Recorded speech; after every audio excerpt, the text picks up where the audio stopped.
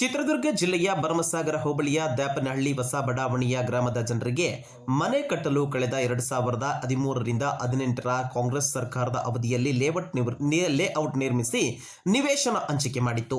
ಆದರೆ ಚಿತ್ರದುರ್ಗ ಜಿಲ್ಲಾಡಳಿತ, ಜಿಲ್ಲಾ ಪಂಚಾಯತ್ ಹಾಗೂ ಗ್ರಾಮ ಪಂಚಾಯತ್ ಅಧಿಕಾರಿಗಳು ಸೇರಿ ಹಕ್ಕುಪತ್ರವನ್ನ ಕೂಡ ನೀಡಿದ್ರು. ಆದರೆ ಈವರೆಗೂ ಕೂಡ ವಿದ್ಯುತ್ ಸಂಪರ್ಕ ಕಲ್ಪಿಸಿಲ್ಲ.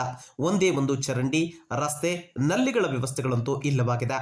ಬಡವರ ಸೌಲಭ್ಯ ಕೊಟ್ಟಿದ್ದೇವೆ ಅಂತ ಹೇಳುವ ಜಿಲ್ಲಾಡಳಿತ ಹಾಗೂ ಸರ್ಕಾರ ಮೂಲಭೂತ ಸೌಕರ್ಯಗಳನ್ನು ನೀಡದೆ ನಿರ್ಲಕ್ಷ್ಯ ವಹಿಸಿದೆ.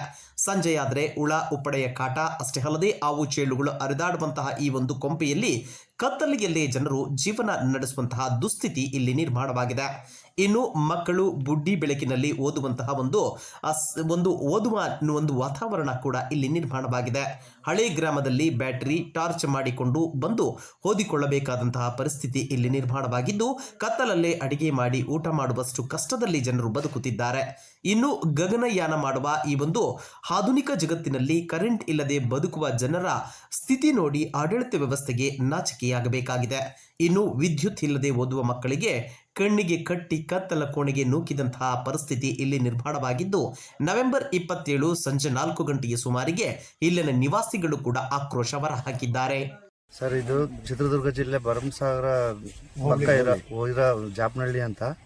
ಇಲ್ಲಿ ಕರೆಂಟಿಂದು ಚರಂಡಿ ವ್ಯವಸ್ಥೆ ಏನಿಲ್ಲ ಸರ್. ಇಲ್ಲಿ ಸಂಜೆ ಆದ ತಕ್ಷಣನೇ ಓದೋ ಹುಡುಗರಿಗೆ ಎಲ್ಲರಿಗೂ ಭಾಳ ತೊಂದರೆ ಆಗುತ್ತೆ. ಈಗಲೇ 2 ವರ್ಷದಿಂದ ಇದೇ ಪ್ರಾಬ್ಲಮ್ ಆಗಿದೆ ಸರ್. ಇದು ಸೈಟ್ ಕೊಟ್ಟಿದ್ದೆ ಯಾರು ಏನು ಸರ್? ಸೈಟ್ ಇದು ಕಾಂಗ್ರೆಸ್ ಸರ್ಕಾರ ಇದ್ದಾಗ ಕೊಟ್ಟಿದ್ದೆ ಸರ್. ಆವಾಗಲಿಂದ ಒಂದು 15-20 ಮನೆ ಗ್ರಾಂಟ್ ಆಗಿದ್ದಾವೆ. ಆ ಗ್ರಾಂಟ್ ಆಗಿದ್ದಾವೆ. ಕರೆಂಟ್ ಇಲ್ಲ, ನೀರಿನ ವ್ಯವಸ್ಥೆ ಸರಿ ಇಲ್ಲ, ಚರಂಡಿಗಳಿಲ್ಲ, ಇದೆ ಸರ್. ಇಲ್ಲ ಅದು ಮಕ್ಕಳು ಓದ್ಕೊಳಕ್ಕೆ ಭಾರಿ ತೊಂದರೆ ಆಗುತ್ತೆ.